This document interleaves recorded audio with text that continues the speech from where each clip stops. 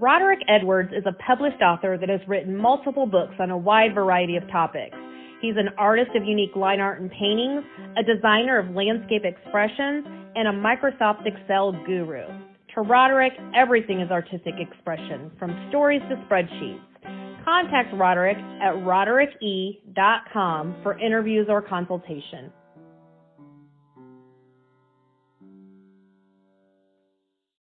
Warning, content not suitable for children. Listener discretion advised, yo.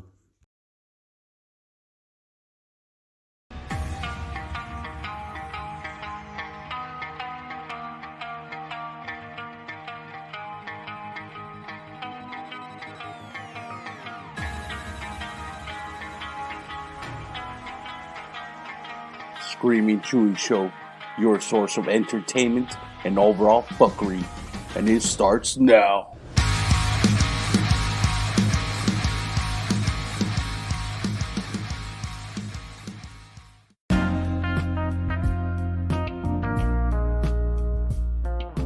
Hey, you got this great idea for a podcast? You think it'll do very well? Maybe you're right, but you have no idea how to start it, right? Maybe you don't have access to a computer, maybe programs, it could be pretty complicated, right? Well, guess what? You don't have to. All you have to do is just go to anchor.fm/start. That's it. Or get the app. It'll do everything for you. You have all the tools, and guess what? It's free. Yeah, that's right. It's free, and you get paid for it. Boom. That's what I'm doing right now. Yeah, so go to anchor.fm/start and boom, you're welcome. So I look forward to hearing your podcast. Please jump on in and join me in this vast community of podcasters. Great. Thanks.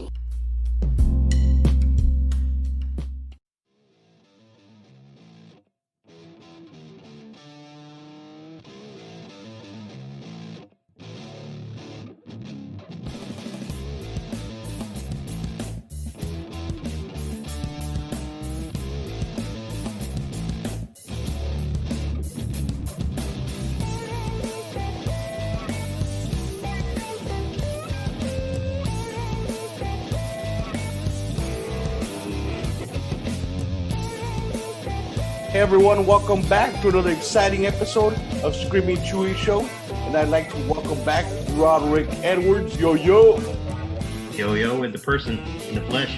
In the flesh, man. So how you been, yo? Doing all right here in Florida. Getting hotter and hotter all the time, though. How about over there in the west? Dude, it's already like fucking 105.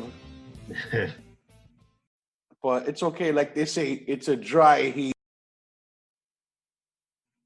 Yeah, it's humid, so it's not really dry. It's always, and then the mosquitoes come out at night. You're stuck inside, so. Oh, fuck that! Big deal. You don't have the mosquitoes, the killer mosquitoes that take off small babies and stuff. You see little chihuahuas being carried down the street by the mosquitoes. It's crazy. It's like in that game. What was this? Evolve Survival. Ark Survival when the birds carry things away. Yeah. Yeah. So, man, like I said, I love your books, and we've talked a lot about them. And I'd like to talk about, I find it very interesting, your whole life story. How you spent your whole life just searching, right? Yeah. I was raised by wolves, I think. In a cave? Yeah, in a cave. And some guy there, his name was Sane or something. I can't remember his name. Suma. He was there in the cave. Just a little boy at the time. Kept picking his nose though. Damn, you need to quit picking your nose, dude. Used to beat him up all the time. He's a little punk. He was digging for gold and you beat him up. And yeah, man, I think it's so. Do you think searching for answers your whole life? I mean, that's what inspired you to write most of your books, right? Or at least this one we're going to discuss. Yeah, well, obviously, anybody who's listened to previous shows realizes I was adopted. So, at age 4, this has a profound effect on most people who are adopted. If you ever interact with a group of adopted people, will tell you the same story over. It's almost like you're an observer in somebody else's life because you don't have any foundation. So even though you're adopted, maybe your family's nice, your adopted family, they treat you perfect. You know, it's a millionaire. Maybe you get adopted into Trump family or something, and everything's perfect, but you still feel out of place. And so no matter what, you're still looking to see who am I? And you'll see people on the street and you're like, well, does that person kind of look like me? And you think, is that my relative? And you're constantly doing that to yourself. And so that's the problem. That's crazy. And I was listening to this other podcast and they're talking about abortion, and they're saying it's better to abort the baby than to put it up for adoption. I'm like, I don't know, dude. Like, that's fucked up, you know? No. See, I went to an adoption conference a couple years ago, right after I found, and there were some birth mothers who gave up their kids for adoption talking. And I said to them, because I was still looking for my adoptive sister, my 100% sister, because I only have one sister or one relative who's by the same father and mother. The rest of them are half. So, but anyhow, and they were saying, well, you know, abortion would have been a better option because you wouldn't even known it. I said, if I would have found out that my mother had aborted my only sister that I had, that would have pissed me off. Fuck yeah. I mean, she was adopted out too to another family and lived all her life without knowing me. But if I'd been found out that I had another sister, but that she'd been aborted, I'd been really upset. So abortion's not a good thing either. I would rather have been this. So obviously, you can't say that because you don't know what you would have thought because you're dead if you're aborted. Well, I know as a human being, I'd rather be alive no matter what the circumstance. At least I have a chance to do something. Yes, there's pain, but everybody has that. I mean, look at all the damn tattoos you have. I bet that hurt. Oh, yeah. You were held down against your will and all that shit was put on you. I mean, that was awful. I bled for these. Yeah, and you still experience life, you know? That's the most important part. You never know what somebody's going to contribute to society. You can't say, well, this person's life's not worth, you know, they're never going to amount to anything because they started so far back, blah, blah, blah. I mean, for instance, I think Gerald Ford was adopted and he became president, you know. I think Clinton was adopted by his stepdad, but still he was adopted, not so much straight out. But these are adopted people that made a significant difference. So for sure. And if you were aborted, we wouldn't know how to overthrow a government, you know? Yeah, we got to overthrow the government. Here's the book. Yeah. I'm trying to send a whole bunch of copies to Minneapolis, but I think they're too busy looting the liquor store. Justice means looting liquor stores. We'll get into that later. I don't want to talk about the detail. I seen they burned down the police station. I was like, revolution. I mean, I've talked about this before. Look, if there is a legitimate reason, which is a legitimate reason, they should not have done that to that dude. Held him down like that video, you know, that George Floyd. Mm-hmm. Or if you're going to respond to that kind of injustice, maybe you should take on the government, not the guy's liquor store or the guy's restaurant or the guy's bar or whatever. Don't burn that shit down. I mean, if you're going to attack, be bold and burn down the police station. At least they did it this time. I agree with that. Now, people want to say, well, they shouldn't do anything. Well, if you're going to do that, if you're going to respond, at least target the people you think actually did the injustice, not people who had nothing to do with it. So, I fully agree, man. They even targeted Target. Yeah, well, I was looking at a list. They had a list of 100 different places, and majority of them were liquor stores and tobacco stores. Wow, that's fucked up. There's like 100 list of them. Like, really, dudes, come on. That doesn't mean justice. That means, hey, got me with some revolution. Let's steal all the liquor. So that's not it at all. Yeah, man. So you spent your whole life, just living, and then you were looking for your adopted parents and your siblings, right? Yeah, well, off and on, most adopted kids will, especially before the internet existed. We would look around, we would try to see but there really wasn't any legal means to figure that out because the closed adoptions in most states means, you know, you get adopted by somebody, you never get to know who your parents are. They're not going to look for you. You're not going to look for them. Nobody's going to tell you. Sometimes the adopted parents don't even tell you that you were adopted. Fortunately, mine did. But not until 2018 when Indiana, where I was from, changed the law where basically I sent in a form and they said that if your parents are either deceased or agree to it, you can have your birth records released to you. So when I did that, they were released to me. I found out my birth certificate in my mother's name, and within a few hours, I found out my half siblings. I found 2 or 3 of them within just a few hours of that. Getting Wow. So, but yeah, there's no legal means most of the time, and you just go through life going, well, who am I? Then you just make up a life. You go, okay, well, I guess this is who I'll be. And people say, well, that happens to everybody. We all have to decide who we're going to be, but not necessarily, because people who have a firm foundation of who they are heritage-wise, obviously you have some Mexican background, so that builds into who you are as Chewy. My name, I didn't have a name at birth, so even my name doesn't mean anything to me, especially my last name. People say my last name nowadays, I'm like, Edwards. Who's Edwards? It's confusing to me because I usually just use Roderick E because I don't care about the last part. I just care about the first part. So. Wow, I never thought of it that way. That's Your whole identity is stolen from you. So if tomorrow somehow some white rape van drove up to your house and threw you in there, and they took you somewhere. Well, hey, your name's going to be Alfred now. Nope, nobody's going to call you Chew anymore, and you're going to wear eyesides, and we're going to remove all those tattoos and everything else. I'm going to teach you how to speak how would you do your little English turtle thing? That's how you're going to do from now on. Well, you changed your ID, that would be foreign to you. Very true. And if they did kidnap you, probably with tacos. They'll say free tacos. Yeah. Instead of candy in the Mexican neighborhoods, this rape guy drives around. Hey, little kid, you want a taco? That's not right. You had me at tacos. At least it wouldn't work because that's a white person's taco. Taco Bell tacos, and they wouldn't even go in there. I'm like, you got flour tortilla on a taco? This is not right. That's not green salsa. That's red salsa. I don't eat no red salsa. Hey, you lied to me, hey.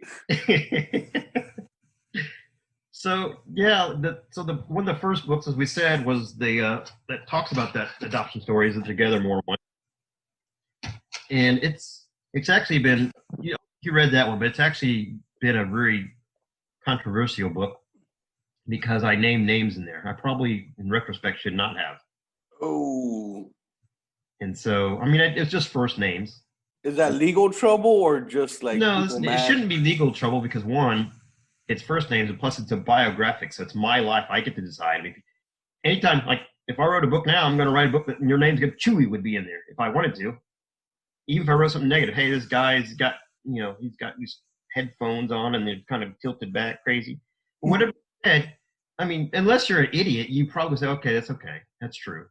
I didn't slander anybody, didn't lie about anybody. I just told them how they affected my life. But some people, I didn't want you to do that unless you tell me I could do that. Well, it happens all the time. So anyhow, the book is about my life and how it got to this point and everything else. So it's interesting, I think. Very interesting. And so it seems about the time you started investigating or when the records were released, that's around when you started writing, right? Well, I've been writing all my life, but I never really published anything. I mean, because I've been writing since I was in 7th grade. It's probably the only thing I excelled at. I'm just a little dude, so I didn't really excel at sports, except for dodgeball. I'm pretty good at that. Can't hit me. But, I wasn't good at basketball or anything else, so I was a little nerd, and writing was interesting to me. So I always wrote in journals and everything else, but not until, like you said, that time did I start publishing. And the publishing of the first book, oddly enough, was this book here about preterism. We haven't talked about it. It's about a religious movement that believes Jesus already came back in AD 70.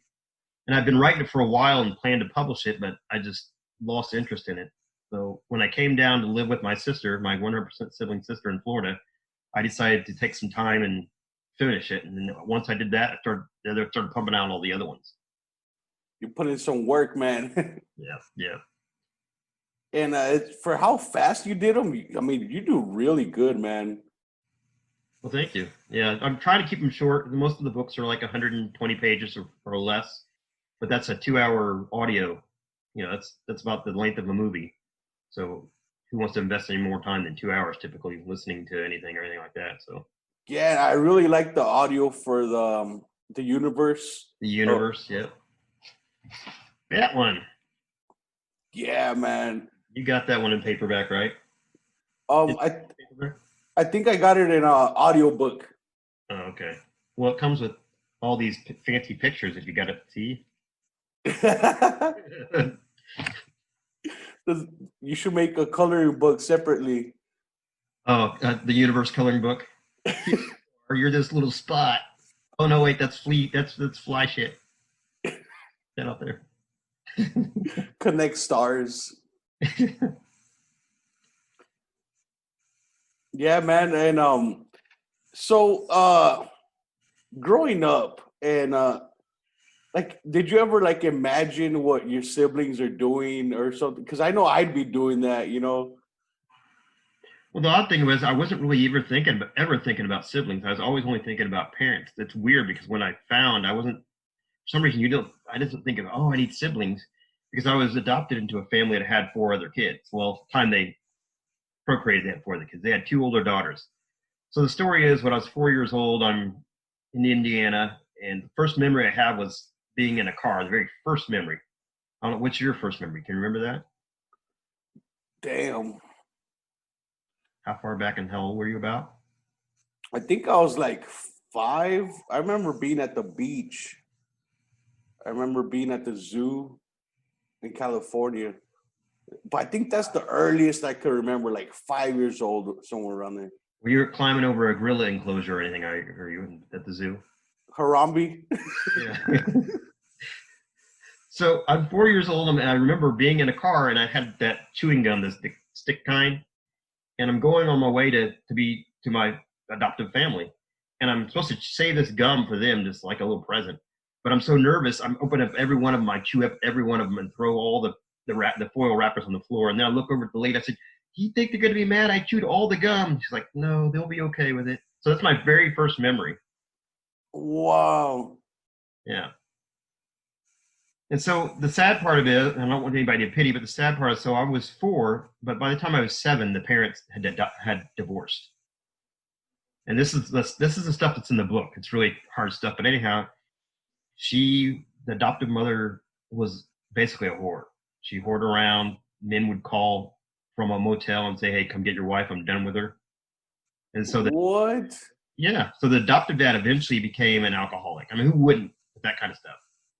Became an alcoholic. The whole thing fell apart by the time. So the happy family I was adopted into, that they gave me to, fell apart within 3 years.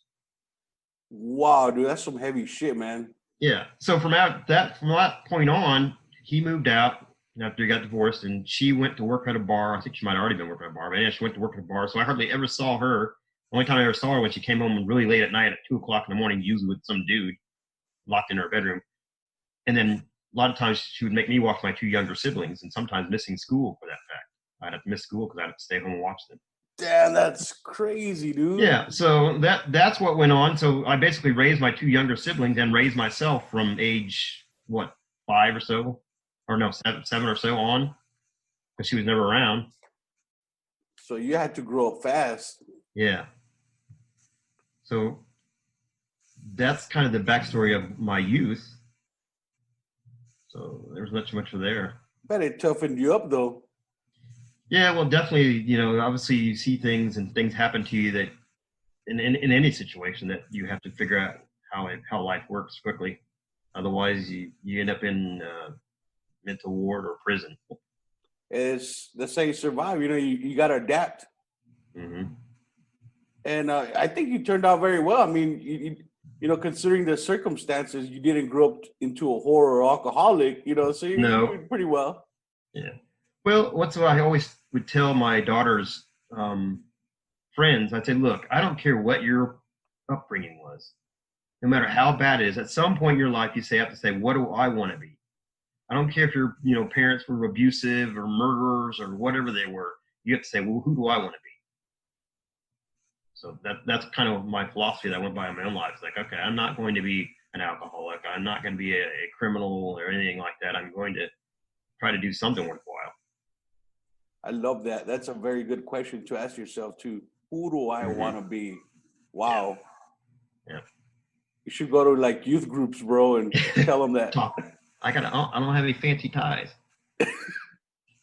You can't do it without fancy ties. You got to get rid of this because they're not going to accept this nowadays. Yeah. And then they see these big ass lips and they say, damn, what the hell's wrong with that guy?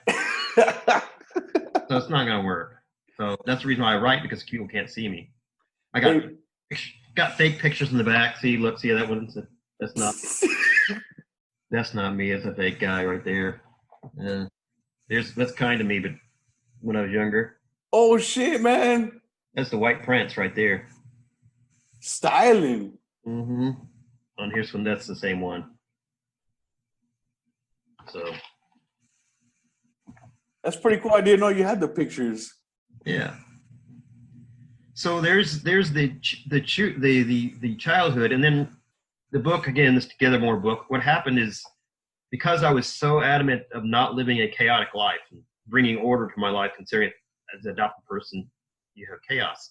In the book, I talk about how I met my wife at age 16 and she was 14. We married by the time I was 21 and stayed married for 30 years. Wow, that's a long time. And so in that whole time, I made a really consistent life. I worked jobs that I was consistent at, tried not to, rock the boat, tried to be a straight shooter. I was a data analyst, so a really boring job that I told you once before. But the problem was, as an adopted person, again, you choose a life, and it wasn't really me. It wasn't the person who was really inside. It was this robot, this person that didn't exist. And so once I found my family, something happened. And I kind of feel bad for the people who were in my life, but basically I went crazy, if you want to call it that. To some degree, they'll say, he went crazy. But I decided to be myself. I decided to write books. I decided to do art. I decided to let myself be who I wanted to be. And maybe I'm still doing that to some degree. And that kind of upset people who were used to me being the straight shooter, the guy who you always know, who's always going to do this and you can predict. I used to call it being the savior that's not nailed on the cross. Wow. It's like a Jesus who walks around, but instead of getting nailed to a cross for your sins, daily he just walks around and fixes stuff for you and there for you to bash and lean on. And that's kind of who I felt like. I wasn't living my life, I was living their life for them. You weren't living for yourself, huh? Yeah. Damn, man. I'm glad you woke up. Yeah, well, it's I told people this is the most happy time of my life. It's also the most sad time because of the fact that I did build up this structure. But all the people that I build that structure up for can survive without me, because I built it's almost perfect world. Every time my family would come around, they go, my birth family, they go, wow, you have this 5-bedroom, 3,100 square foot house and this pool in the backyard. This is all I had, by the way. I had all this stuff and this perfect job and went on vacation to Hawaii and all this other stuff all the time. Well, I gave all that up. Not that I live in poverty or anything now, but I just gave that all up because I didn't want to do that anymore. I actually don't want all the debts and anything else. So, was it for you? Well, no, it isn't for me now. I mean, it's who I am. I want to live most unencumbered as I can now. And technically, probably could live and get away with $10,000 a year if I had to. Nice. Be like a minimalist, right? Yeah, real minimal. And I think that's pretty cool that, because I mean, it kind of sounds selfish, but when you think about it, it's your life, and if you're not happy, I mean, you did something about that. And the people that weren't happy about you being yourself, it seems like maybe they were just happy that you were helping them or whatever, I struggle with that even today, because yes, I have some people, like you're just saying, in this one ear saying, you got to do it happy for yourself. You only have one life, blah, blah, blah. Then I have I wasn't raised Christian, but I became a Christian at age 16 and was Christian for almost 30 years, basically the whole time I was married. But I have on this side voice going, you got to self-sacrifice. You got to sacrifice yourself for other people, blah, blah, blah. And I hear both these voices, and I'm trying to decide, am I selfish? However, I only do have one life. Now, what I've been trying to tell people is like, look, I'm going to live my life. However, I'm not going to shut anybody out. If you want to be part of it, I'll welcome you into it. But some people from the previous life won't want to abide by that. You're somebody different now. We don't want anything to do with that. No, I'm still me, but I'm actually even more me than I was before. Don't you want to be part of that? And some of them are no. They cut me off completely. They should be happy. Yeah, they're not. Some of them are not. So. But that's life. You just learn the real people that are there for you, and it's a learning process, you know. Yeah. It's like the Chewy. Should I lay down on the couch? It's a Chewy. It all started when I was 4 years old. So how does that make you feel? Well, I'm doing crossword puzzles. Not even caring. What'd you say? Here, What's time yet?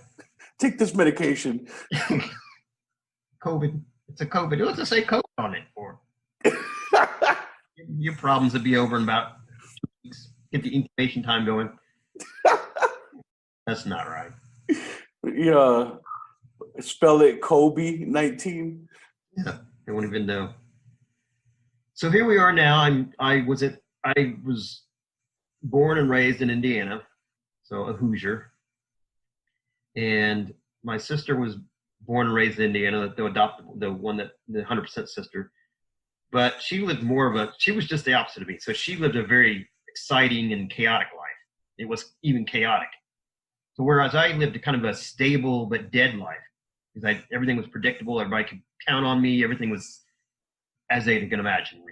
Hers was, well, she went here, she went there, she had 3 kids by a couple, I think 2 guys. Yeah, 2 guys.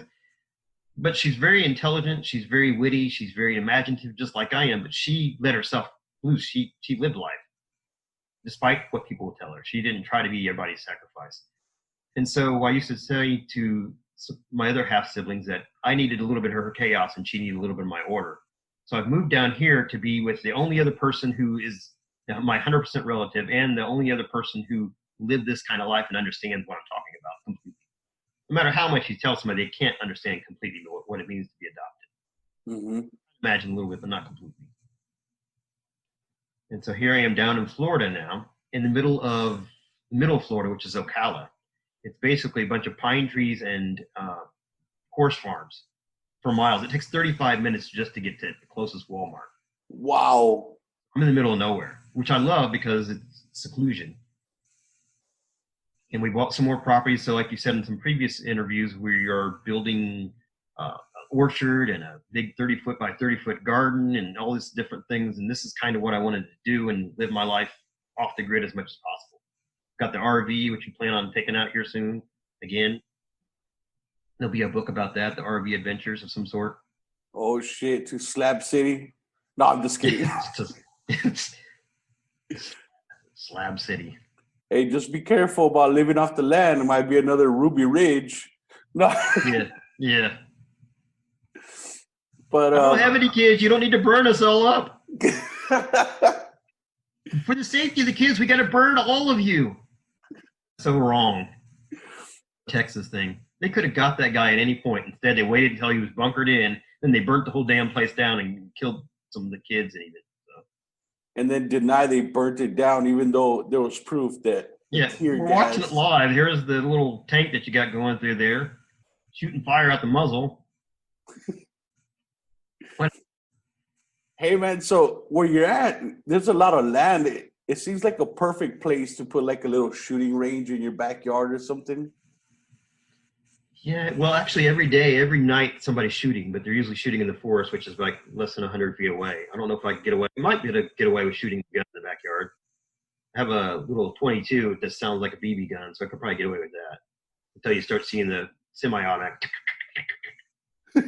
Every night, you'll hear somebody shooting something around here. Holy shit! Like hunting or just fucking around? They must be not hunting because some of them are automatics. They must have bump stocks or something because you can hear it. So I don't think they're shooting anybody. They're probably just messing around in the forest. Like I said, this forest is 450,000 square feet or square acres of forest here. It's huge. And it's all like there's a lot of wild animals too, right? A lot of snakes and crocodiles. There's bears and black panthers in there. Not black panthers like, yo, what's up, man? Black panthers like, just so you know. I want to clarify that for your, there's no racial intent there. I don't want to say that there's black people living in the forest. That's wrong. I'm not saying that.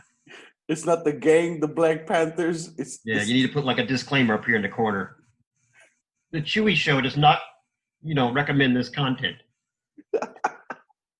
Click to see offensive content. It's funny. You're like, dude, there's Black Panthers in the forest. You go there expecting to see a beautiful animal or something, and it's a gang. Yeah, man, what's up? All sitting around a fire smoking weed. Welcome to the Black Panther. Hey, that's the gunshots you're hearing, bro.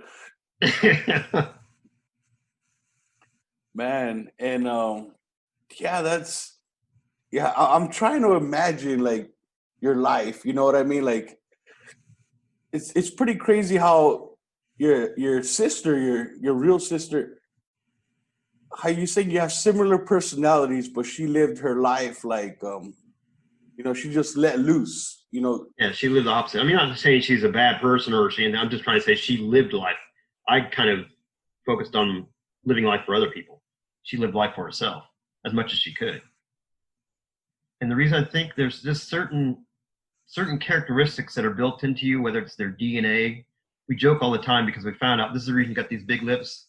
I don't have even an ounce of African American blood in me. I am 100%, if anything, Viking. Valhalla. Yeah. Skull. So I think we have that same rebellious, I'm going to kick your ass attitude, and she's had it too. And I've had to strain that a lot in my life. I've quit jobs because people say, you going to say crazy shit to me like that? I've quit them. I try not to be chaotic, but I have been occasionally chaotic. And when I am, it shocks people. Whereas she didn't hold back at any time. People say crazy stuff. Okay, goodbye. So there we got this going on and this same thought patterns. Like the first time was when I told her, I said, you know what? We were sitting around talking. I was like, you know what I'd like to do now that we're free of everything and we only have so many years left? Because technically I have what? I'm 51, so I have 30 years tops. Most people won't live past 80 some odd years, most of them. Mm-hmm. Yeah, I was saying, why don't we get an RV? And she's like, I've always wanted to do that. And so sure enough, we went out looking around and finally found this RV for what, $8,000, something like that, and purchased it. And we're going to drive it everywhere, maybe even to Slab City or through your western town. Dude, fuck yeah, dude, that'd be fucking awesome. You definitely got to record that. Yeah, I'll tape a live show there on the premises. Dude, fuck yeah, dude. In the RV.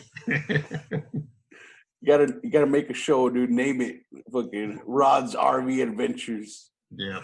I am actually, like I said, I'm writing a book and it's 7 chapters in already. It's very boring, but I want it to be a series of books, possibly the RV Adventures. We haven't gone any further than around here in Florida, so at some point we're going to get further. Right now, it's just the beginning. Yep, just the beginning. So what would be your first stop after Florida in the RV? Well, this is still Florida, but I think it'd be cool to go to the Keys in the RV. Have you ever been to the Keys? Nope. So you basically have to drive through, from what I'm seeing on the map, you have to drive through all these just little tiny islands, not islets or what do you call them. Basically, it's just the highway, you jump to here, you highway, you jump to there. Basically, you're out in the middle of the ocean most of the time because it was an old railroad a long time ago that led down to the Keys. So I want to do that, and then I also want to go west. I don't know how far west. I think the Grand Canyon would be cool. You been there before? Nope. I live in the Grand Canyon State and never been there. I know you don't get out. You got a warrant or something you want to share with us now? Hey, wait. Let's see your ankle. You got a bracelet on there, buddy? I cut it off yesterday. No. Oh, no wonder you're in jail with Facebook. Oh yeah, dude, that happened this morning. Fuck, How'd man. that happen? What'd you say? I was looking back through your post. I was like, I don't see anything offensive. Not any more than it normally is. Well, so I'm in this private group that's like for like offensive memes, and somebody's like, post your most offensive meme, and I did, and right away I got fucking banned. Really? From Facebook itself? Yep. Like it didn't say nobody reported me. It just says it goes against our community standards. I'm like, son of a bitch. Instantly. Would you like to share what this meme was? I'll send it to you. It's fucked up, dude. It's fucked up. Well, most of my time that I get, and I've probably been in Facebook jail 5, 6, 7, 8 times. Who knows how many times over the course of been on Facebook? But it's usually from political stuff. Like I just got off Twitter. I got banned Twitter because I basically was responding to Joe Biden wearing his mask and how people were saying he looks like a leader. Well, he didn't look like a leader. I don't care if you support him or not. You look like a freak. Black glasses. He looked like this. He looked like this, seriously. I'm Joe Biden. Hey, now you gotta say nonsense. I'm just I want you to can I sniff your children? Like, but anyhow, I just said that he looked like he didn't look like a leader. He looks like a pansy. And so they said it was, I was making fun of homosexuals. I said, you do realize pansy just means delicate flower. I don't think Joe Biden's homosexual. I just said he looks like a weak person. He looks weak. They said, you're making fun of people's sexual orientation. No, I'm not. Matter of fact, did you know LGBTQ, the Q in that stands for queer, and that's actually a slur, but yet you guys have no problem with that? Oh, fuck, I never thought about that. Yeah. Well, it's okay if they call themselves queer, but you're not allowed to. I'm not even calling them that. You people are. And you have no problem with it. I didn't call anybody any names except pansy, which just means delicate. That's all it means. These people are too delicate. They're all pansies. Yeah. Crazy. So they reported you? They reported me and banned me from Twitter for, 16 hours? Damn. For saying the word pansy. It's fucking happening everywhere, man. Like you were talking about, I think it was when we did How to Overthrow Government, you were talking about deplatforming. Yeah. That's happening like crazy now. Yeah, well, I know they say, well, what the thing is it's a private business and you already see their contract and what their criteria before you sign on and you know what to expect. Well, one of the problems are they're not consistent. They'll sit there and let one person say crazy stuff and then do nothing to them. And then you say something just as crazy, maybe, I don't know, and they ban you. It's not consistent. And then when you look at who they have in charge of that kind of stuff, you're like, really, that person, the guy with the plaid pants and the book? No. Yeah, like Apple and Spotify, they're taking down a lot of podcasts if they mention things about COVID-19, even in the title description or even the content itself. So I don't know if there's people listening just to report, but yeah, I'm sure they have algorithms and some of that stuff, but there could be people listening to report. Somebody made a good example. It'd be like the phone company listening into your conversation with somebody else and deciding they didn't like it, even though it's the phone company that you don't have a right to a phone. It's a private company, and then them saying, "Well, we're going to shut your phone service off because you said stuff on your phone that we didn't like." What the hell? That's a good way to put it. That's a good analogy. I thought it was a good analogy because it is a private company and they could do what they want. If you're saying things on the phone they don't like, they could say we don't like it. And I think we need a free forum, a forum where basically, okay, as long as you're not threatening somebody's life or something like that or stalking them, you can say whatever the hell you want, no matter how offensive it is. Dude, we should start that. There's a couple of them starting. There's that one I'm on right now. I'm testing. It's called I'm not getting any money from these guys, but it's Parler, Parler.com. It's like a Twitter. I'm trying. It seems pretty good. I'll have to check it out. Parler.com. Yeah, which obviously is a play on the word parlay, which is French or Latin for speak. And it's like a free for all. It's so far they don't really ban anything that I see. I don't see anybody saying anything crazy like I'm going to kill anybody. It's just they say things that you on Twitter you get banned for, like pansy. It's a pansy free zone. You can say pansy all you want. I like it. Not that I'm going to go on there just to say pansy, but you know what I mean? Or post your meme.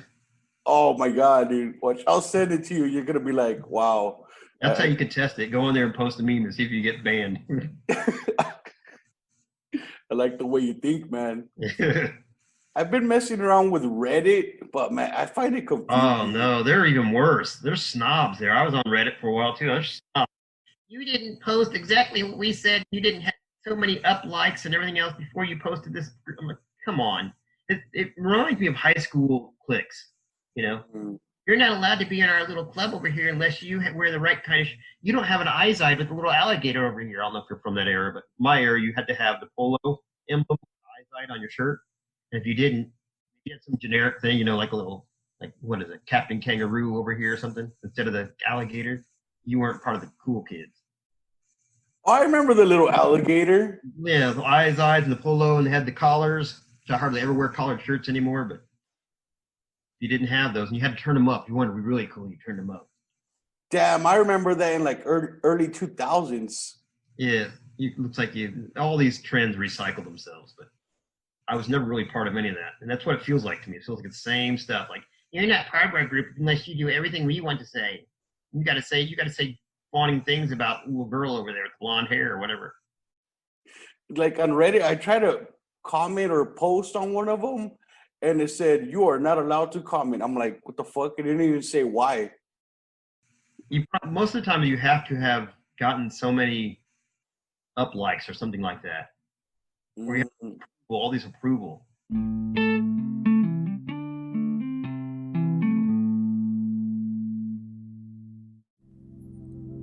The Universe of Every Religion and None, written by Roderick Edwards, narrated by John Ashton Nickerson. Roderick Edwards is the author of books as varied as a fictional account of a person living in a deserted world to an autobiography about his adoption and reunion to this book about the universe. Find out more at roderickE.com. What is the most dangerous book you have ever read? How about Mein Kampf by the notorious leader of the Nazis, Adolf Hitler? Or the book the Beatles warned us about in their classic song Revolution? Quotations from Chinese Communist leader Chairman Mao. Maybe you would hide your copy of Bertrand Russell's Why I'm Not a Christian. Or even semi-fictional works like Salman Rushdie's book, The Satanic Verses. That book had him living in hiding from angry Muhammad followers. But what about a book that is most likely not only dangerous to own and read, but could very well be illegal in many countries? Roderick Edwards' book, How to Overthrow Our Government, takes the reader on a historical and hypothetical journey of revolutions, civil war, and sedition. From ancient Chinese farmers turning their farm tools into weapons, to the attempted impeachment of the U.S. President Trump. This book has it all. Get it today before it's banned forever.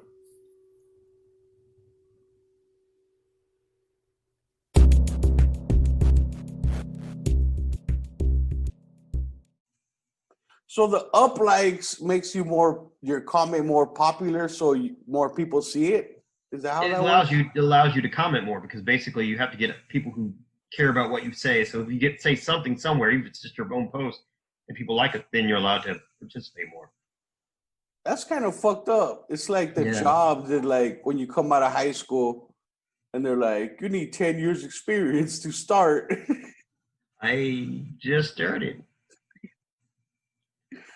Yeah. And then you start lying about what experience you have. Yeah, I've been a CEO of my own company for 20 years, but you're only 25.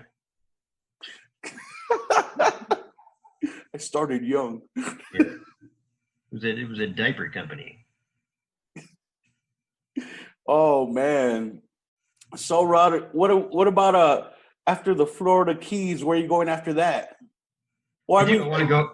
You mentioned Grand Canyon, but I want to go west. So I'm west and through possibly the close to the Rockies. I don't know if I want to drive an RV through the mountains though. It's a little scary, especially fairly old. But I do want to go that way because the only farthest west I've been is Texas and Oklahoma, and barely just stopped through there. I didn't really was going. Louisiana, I've been through there a little bit. That was scary because it had all those huge pine trees where I was, and then there was, as soon as they cleared out, there was this like little, I don't know, it was a Cajun. It was like this little biker bar. I'm like, damn, that's scary.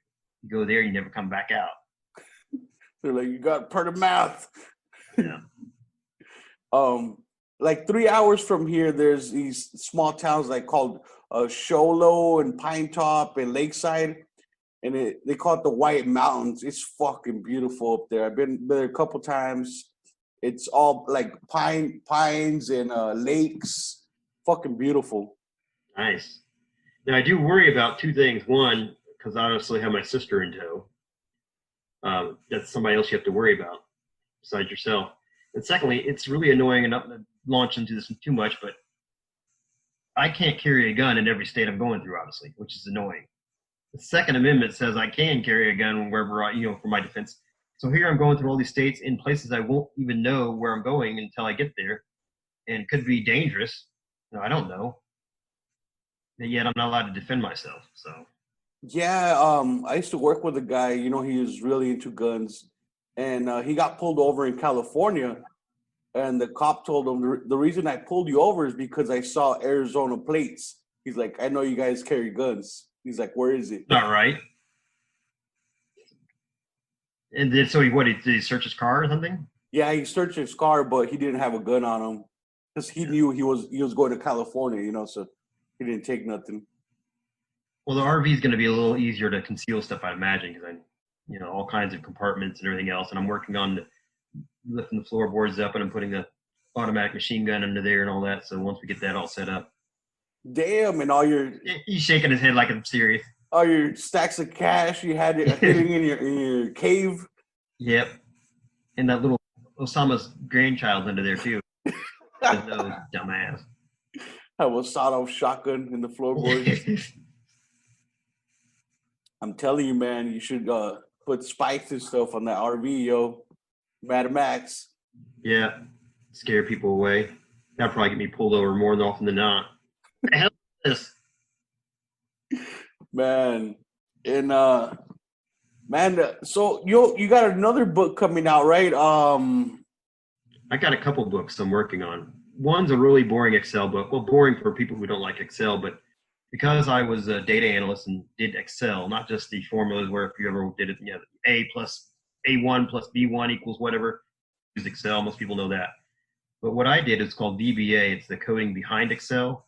So it allows you to do really crazy stuff like, I'll take this workbook and I'll make it launch itself into the internet and email itself to such and such person, and then I'll grab that person's weird stuff like that. So I do stuff like that. So this book is basically trying to teach people how not to do that, but how to think like that. That's fucking badass. Most books like this basically just give you a list of, here's how to do this. And you read through it and like, okay, that's fine. Then you put it on the shelf. This book tells you how to be a guru, teaches you how to be the guru, kind of passing that on. So that's one of them I'm doing on. And then I'm working on, and I told you about the RV one, which I'm in the process. And then the other one, which will probably get me killed, maybe. If the one about how to overthrow the government doesn't get me killed, this one probably will. So I'm going to write one called The History and Future of Bull. Why the hell do you get to do that? You're a white dude. Even if you do have big lips, you have no right to write a book like that. You don't know anything about my black culture. One reason I started thinking about this is a few years ago I was reading the newspaper, those things that come in they throw on your, sometimes, I don't know if you guys, are you familiar with the newspaper, what those are? With the black and white pictures? Yeah, the black and white pictures that come sometimes on your doorstep. So anyhow, a few years back when I was reading those still, I was reading this article, and this lady, she was supposed to be a Native American. She was talking about how she hated white people and how she wished she could get the country back like it was before all the white people got here, when the Indians were riding bareback on horses through the woods. I'm thinking, lady, you have no idea what you're talking about. There were no horses in America until the Spaniards, your relatives, brought them here in the 1400s. Oh, I didn't know that. What? Yeah, there were no horses here in America. So Indians weren't riding bareback. Probably the most they had is those alpacas, the things that spit at you, look like camels or whatever. Oh, yeah. That's all they had. They didn't know that, and bison, and I don't think the Indians really rode on bison. Well, they can kill them.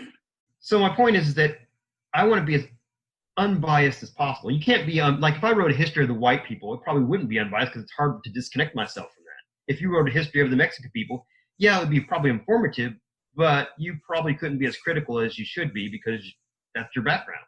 Mm-hmm. Or about white people, it probably wouldn't be as critical as it would be. So I want to do this because it's going to be very, very, hopefully, non-biased. Now, I'm sure people will be able to criticize it here and there. That's fine. They should. But at least it will give some kind of background as to how it happens. Like, for example, Roots. Remember this show? You're probably too young to see this. Long time ago. They did a remake, I think, for a while. I think Beyonce was in it, and she was dancing half naked. No, that was some other show. But anyhow. Oh, damn. I want to look that up. So Roots is a show supposedly about slavery and how it started. And it's a good show, actually. I think it's a mini-series. But the problem being is they have this concept where basically they have this European ship that pulls up to port there in Africa. All these white people get out, and they basically just run into the shore and run in the jungle and just, get that one, get this one, get that one. That's not how it works. there was already a slave trade going on for hundreds of years before the white Europeans ever got there. Actually, most of them were Spanish Europeans. They never got there and got these people. So all they had to pull up the shore, and there was already a market there. Hey, we're selling these people, and it was fellow black people selling fellow black people. So I want to address all these misconceptions and some of the realities of what went on. Obviously, black people have every right to America as anybody else that's here. They helped build this country against their will, even. And I really wish we get to a point where instead of they saying, this isn't my country, they start saying, oh, damn, this is my country and I want a part of it. I want to get them to there. I don't want them to get to the point where they say, I want nothing to do with this country. I hate this country. Look, the white cops put knees on people and kill them, which they just did there in Minneapolis. Did you notice, though, there was an Asian guy standing there in the front holding people back? Did you see Yes. He looked like Bobby Lee. You're focusing on the whole white dude guy. Yes, he's bad, and it's bad. But how about the Asian guy that's standing up in front telling, no, can't get back. Stay back. Chow mein coming. Chow mein.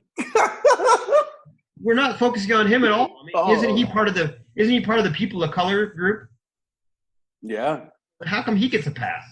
And he was letting it go on. I mean, if I was a cop and I seen my fellow cop going, dude, he's almost dead. You need to get your knee off him. I'd be engaged. I wouldn't need the crowd to tell me if I had my own conscience.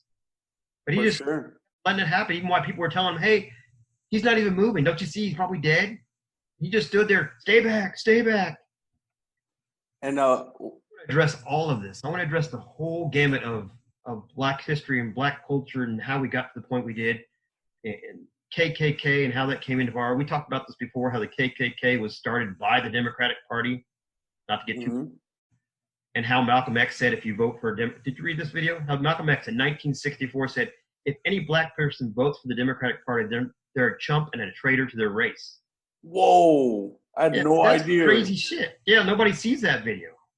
I never knew anything about it. When I was in school, they taught that all white people were awful and we were enslaving all the black people, were horrible, blah, blah. Well, no wonder. If you always hear that all your life, you're going to hate white people. I'd hate them too. That's a very good point. Yeah. But there's actually an ideology, and I'm trying to even separate yourself from the Democrats Party, but there's an ideology that has existed in not just white people, but Hispanic people, which I don't know. Do you consider Hispanic people white people or not? Actually some of them, because I don't know, I know some Hispanics that grow up with a, Mexican family and they don't know Spanish. Is it their behavior or their color of their skin that makes them more white than Hispanic? Which one is it? I say the behavior.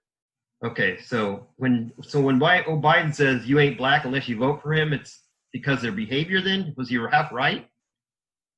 I think so. Yeah. I mean, you think he was half right by saying that? I mean, I really don't know, because that caught me off guard. I was like, did he really just say that? That's crazy. And so I was wondering, because the accusation all the time, since we're still talking about the history and future of black people, I was always wondering, how did this happen? How did the Democrats, here you have the Republican Party back in the 1800s, who basically freed all the slaves, Proclamation of Emancipation, all this stuff that went on. We're told that at some point the parties switched places. The Republicans are now for the rich white guy. And it looks like that on the surface. It looks like on the surface the Republicans are for the rich white guy and the Democrats are for the poor, downtrodden minority. So I wondered, when did this actually happen? Because we know for a fact that the Democrats created the KKK and the Jim Crow laws, which say, white people over here and black people over here. That's what Jim Crow laws were. They created both those things back in the late 1800s. So I've been told there's a switch in the party. So I went back and I was like, when was it? Was it in the 60s? No, it wasn't in the 60s, because Lyndon Baines Johnson was the president then. He's a Democrat. And he was still using the N-word about black people.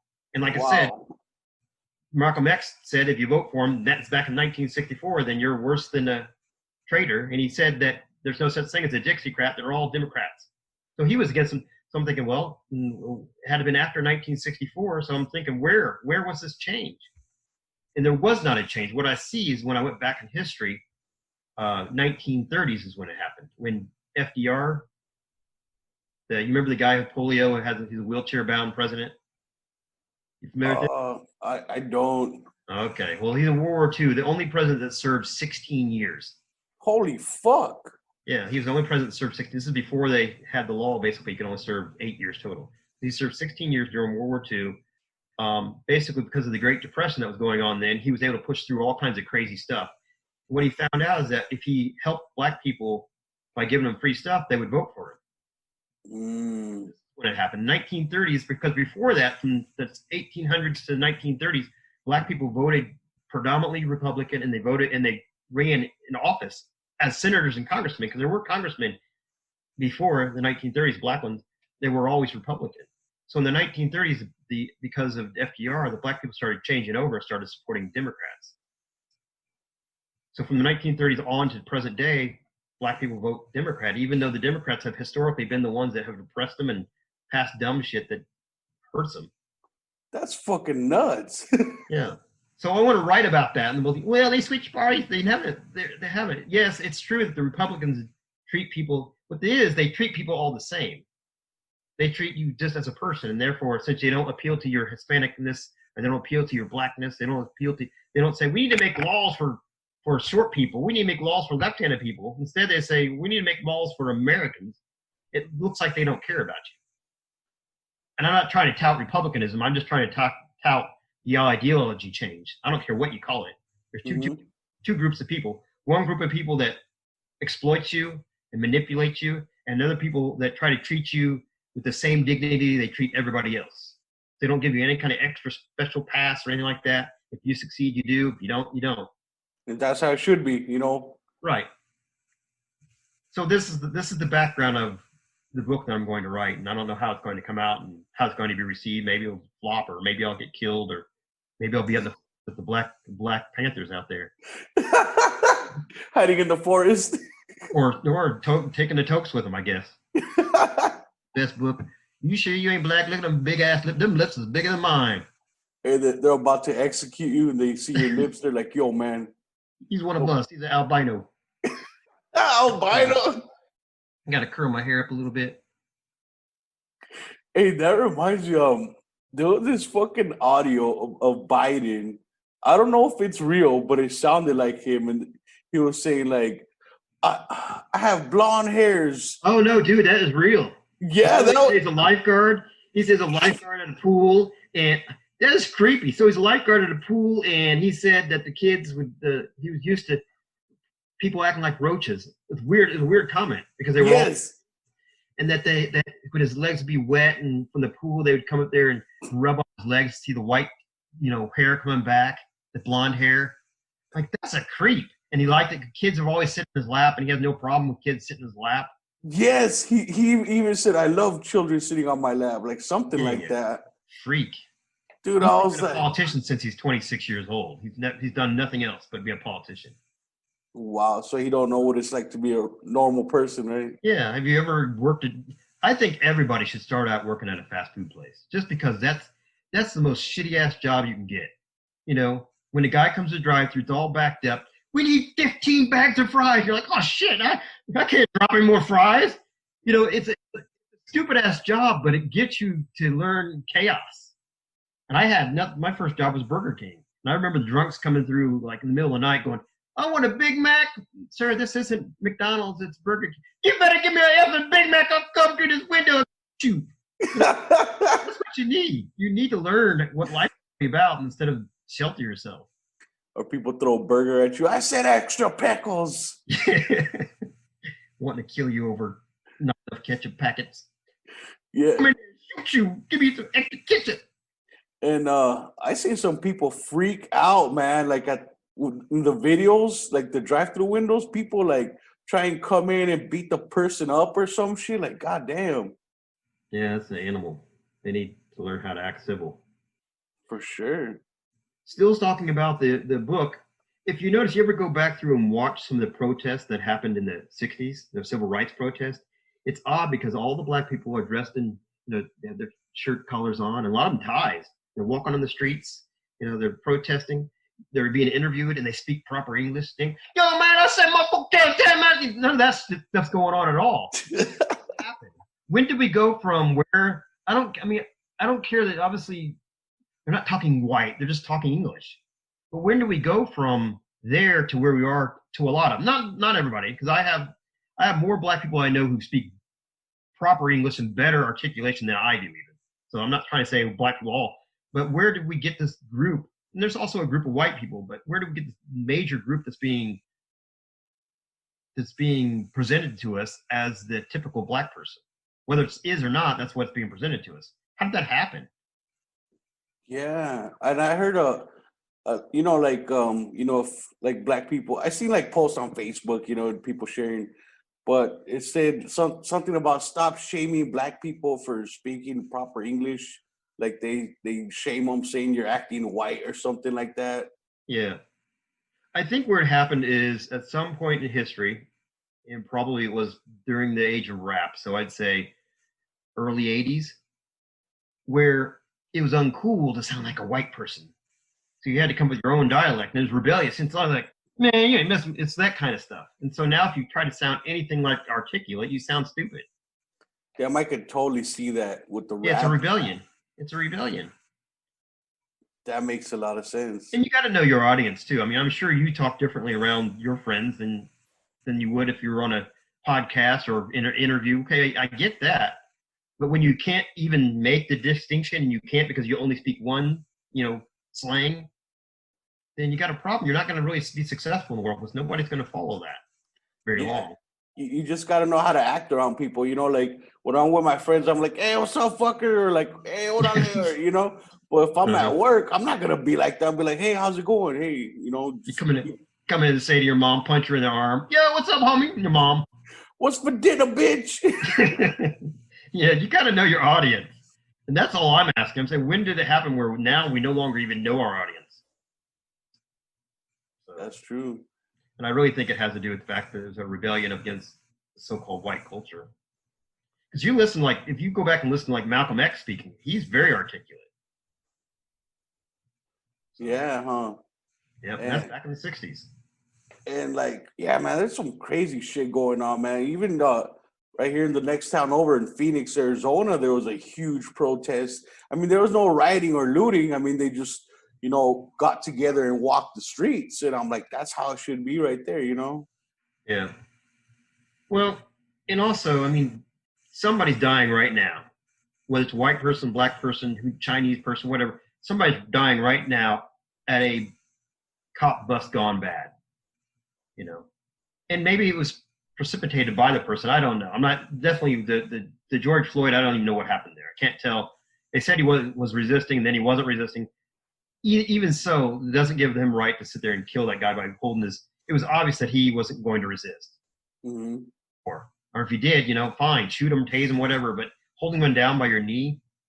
But responding to it by burning down your city. That's the reason why companies won't build up in so-called ghettos, because they have to run the risk of people burning it down or destroying their property. Like I said, they have a list of 100 different properties, Target and all these liquor stores. There was a video of a black dude who saved up his life savings and had a bar in that area over there in Minneapolis, and they destroyed it and burned it down. He's like, all my life savings are gone. I can't do anything else. And he was crying on video. Oh, my God. Because I think what happens is a lot of these people that are doing this, they don't even know what's really going on. Like, we're going to get back. And they say, hey, they call up their friends, whatever. Hey, you're going to go downtown. We're going to get as close as we can to the riot and go do some shit. You want to go do some shit with me, man? Yeah, let's go. It isn't really about anything. They just want to be part of that, Be different is legitimate. Like I said, if you're going to target the offenders, why didn't you first target the police precinct? Why did you burn down all these businesses that had nothing to do with it instead of targeting the police precinct from the get-go? I would actually kind of respect that, even though it's still scary, because Book of the Revolution, this book here, for what you want to do. If you want to go through with it, you got to be prepared for it, because it could end badly for you. You and all the people that are going to join you could end badly. There's consequences for your own actions. If you're willing to do it, look what happened. All the people in the Revolution that signed the Declaration of Independence. If you go back and look at their history, a lot of them died penniless. A lot of them were hung later on. They were hunted down by the English later on. Damn. Story that we have that we read our history books and we had George Washington and all these people. It's great, blah, blah, as if they lived their lives happily ever after that. They didn't. They got hunted down because imagine you're the leading authority, the English, the British, and they kicked you got your butts kicked. Well, we're going to have to get retribution somehow. when you aren't looking, we're going to come get you in the middle of the night. And that's exactly what they did to a lot of these guys. Fuck, I had no idea that happened. That's Well, that's because we're not nuts. taught anything anymore. You should be a teacher, bro. History. Yeah, I'll probably get kicked out. You can't say that, pansy. Just put a disclaimer sticker on your door. On Probably. my forehead, probably. It comes out of my mouth. Just put viewer discretion advised or listener discretion. Yeah. If you're within 6 feet of me, you might hear something offensive. But I mean, Opportunity to get away.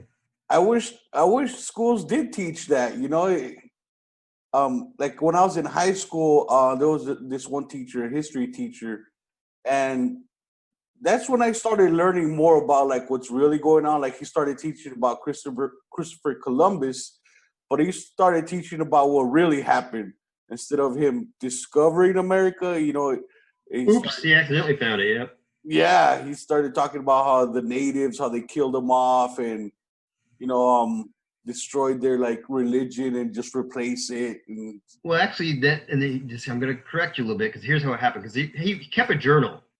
He actually has a journal, Christopher Columbus. I read the whole thing. whoa, Yeah, I read the whole thing. So here he is. Like you said, he wasn't looking for America. He was looking for India.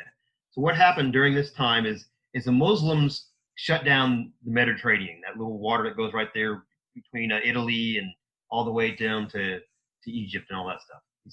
The Muslims shut that down. They didn't allow anybody to go through there unless they paid a ransom. And so the Europeans said, well, we got to find a different way to get to India where all our spices are.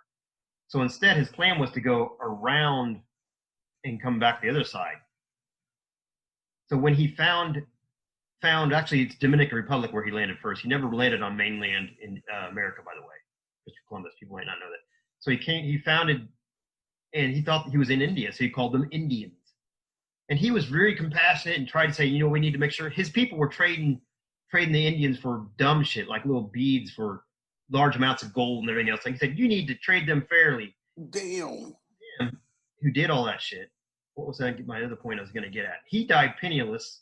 Christopher Columbus died penniless. So, but he didn't replace it. It was mainly the people who came after. Cortez and all those people who came after. Ponce de Leon. Yeah, it's those. Christopher Columbus didn't kill any people directly. I didn't know that. Holy shit. No, he didn't. No, he unwittingly may have brought diseases, but he didn't say, hey, let's go and wipe out these Indians and steal all their gold. But Ponce de Leon and Cortez and some of these other guys later on, Magellan and all these, I'm not saying which ones, but you have to look it up. These are the guys that said, let's look for the 7 cities of gold and we'll take it by force. And they brought militaries with them. Holy fuck. So he was looking for a way to India to get spices. Also, he was just legit like exploring, but the other guys went to conquer. Yeah, once they found there's a new land full of potentialities, they went to conquer and get pieces of that because obviously here in America, the first city founded was St. Augustine, Florida. If you know, you might know. That's the very first founded.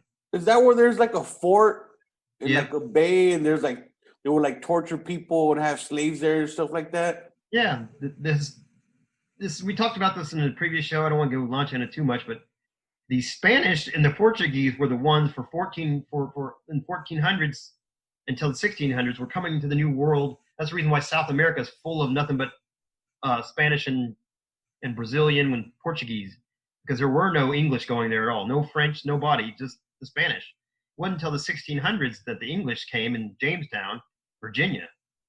So there's 200-year gap there that we're not often taught about. Wow. The Native Americans. 200 years is a lot of time to do some damage. Fuck yeah, huh? Yeah, so that's what happened. I'm not letting, obviously, Columbus off the hook. He obviously unwittingly brought diseases to him, but he didn't set out to conquer them. Ponce de Leon and some of those other ones did set out to conquer them. And take it back to England. Or not England, Spain.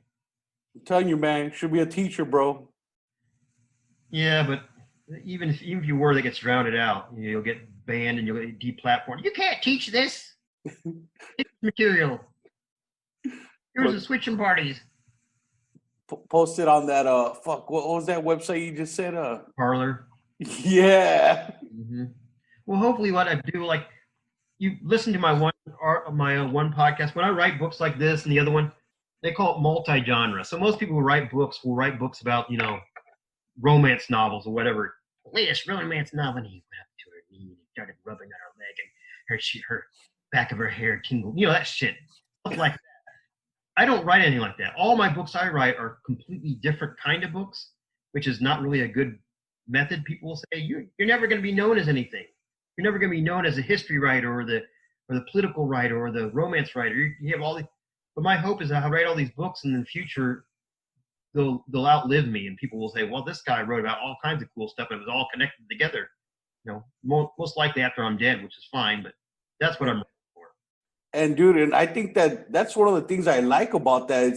It's like a variety pack, you know what I mean? And it really shows how much talent you really have, because it shows that you could write about all these completely different things and still do very well at it, instead of just focusing on one genre or something, Thank you. And I think that everything's connected together. Like the universe book that you read, obviously the main one you read, it shows that everything is connected together. And if we ignore and compartmentalize, like sometimes I'll talk about, I don't want to get too far in this because I'll upset some of your listeners maybe, but one of the premises right now is for the COVID thing and covering your faces, we got to save lives. Okay, so there are 100,000 people in the United States who died, which is a significant amount. But again, every year, over 15 million babies die in the United States. Lives lost. Lives of people, humans that don't exist. Well, that's different, people will tell me. That's not the same thing. Well, yeah, if your premise is saving human lives, it is the same thing. So this is the reason I'm talking about connectivity. We're talking about what your premise is. If your premise is about saving lives, then what about all the people who die in car accidents? What about all the people who die from having too much cholesterol? Maybe we need to ban Big Macs, You're not right. You've got some other kind of agenda. It's not about really saving lives. There's something else. And that's my question. What is your premise for real? So, and that's what these books are about, all the connectivity of everything that connects itself together. Whether it's how to overthrow a government, or how humans interact with each other, or how you have religious cults, or how we see the universe, they're all connected together. And that's, and the next one, how all the black stuff fits in. Why did black people never leave Africa?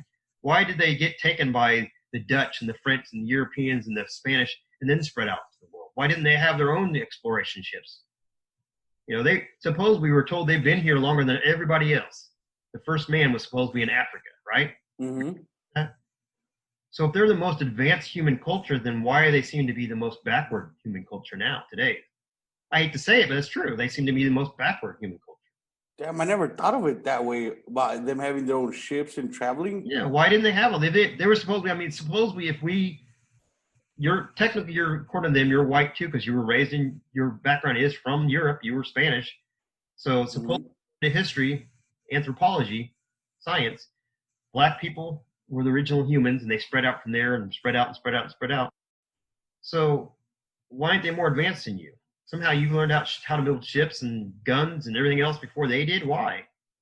Well, because white people held them down. No, long before white people even came to Africa and knew it existed, they had many opportunities to do all this stuff. Why didn't they? Now, unfortunately, some people's explanation is that's because they just can't think those thoughts. They're not as smart as other people. I think that's bullshit, first of all. Just before anybody claims I'm claiming that, that's bullshit. There has to be some other example, because I've seen too many black people from various cultures that are smarter than anybody else you can think of. Mm-hmm. But we do need to figure out why it was. What kept them from advancing out into the world and becoming dominant? Yeah, that's full of black people, really. There's other continents full of Spanish people. There's other continents full of English people. There's other continents full of French people, even Asian people. But why didn't the black people spread out? Dude, that's crazy. I never thought about that. Holy shit. That'll be part of the book. So it should be a book that everybody's interested in, whether you're black or white. So look for it hopefully in 2021, if we all live long enough and don't get killed by murder hornets or whatever next coming down the line. Murder hornets with lasers instead of stingers. Yes. And yeah, man, great stuff. And so where can people find your books, your website? You can find it at rodericky.com. or you can find it on Amazon. Just put Roderick Edwards in there, and it should pop up. And I definitely will also White dude with big lips. also definitely want to check out your PVE. I still got to check that out.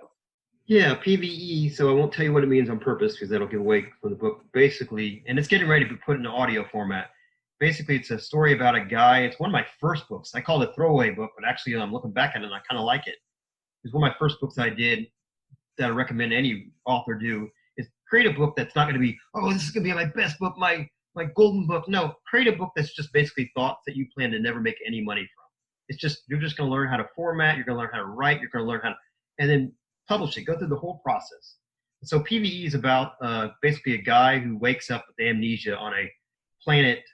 I guess he's on a planet. He doesn't know where he is, but he's on some place where there's dinosaurs and stuff. He's like, damn. And he doesn't know who he is. He's the only other human on there, and he has to figure out how to survive through all this stuff. And so it's basically he journals his life and all these things that happen to him. You know, he befriends some dinosaurs and gets them killed while him and the dinosaur are going through the jungle. He cries because he killed the dinosaur and all this stuff. All kinds of crazy stuff goes on this story. Killed a dodo bird and ate him. Dodo bird and ate it raw. Ate his own poop and got sick. Ate his own poop, got sick. Figured out he could something with this poop. Background. Once you read through the entire book, which is the shortest book I have, it's like 60 pages, you'll see like, aha, now I get it. But you have to wait till you get to the end. And don't read to the end, otherwise you'll ruin it. Read all the way through it. You know, oh, now I get it. Don't cheat. No cheating. I'll be watching. I got bugs and stuff now. You know, because white people, just so you know, we have access to things that all other people from other colors don't have. We have like little spy cameras in all your houses. You know what the hell you're doing all the time. Hold on. Yeah. White. Yeah. Okay. That's got a white person meeting later on. I got to get around. We all get together in a hidden place that you guys don't know about, and we talk about how we're going to take over the world. Take over the world. Little cameras here and mayonnaise jars and stuff. Yes, one IKEA store at the time. The most white store you can go to, IKEA. You know, I've never been to one. I haven't been inside one. I just drive by them and see all these white people going in and out of them. This is the best deal ever. I paid $4,000 for this piece of wood. Really? They don't know how to put it together. Yes. Instructions are all in Chinese. Cool, man. Well, it's been great talking to you again, man. Like I say, you too. It's always a great convo with you, man. All right, we'll have to do one with, we'll plug him in here, the True World Order at some point. Hey, for sure, man. I'm still waiting on Drew, man. Yeah. Well, we'll have to fucking harass him. Yo, what the fuck, man? Yeah. Quick, man up, you little pansy. Probably won't even be able to post this now. Probably get banned as soon as you upload it. Get another 3-day ban. All right. Well, thanks so much. All right. Thank you, man. Cool. Peace.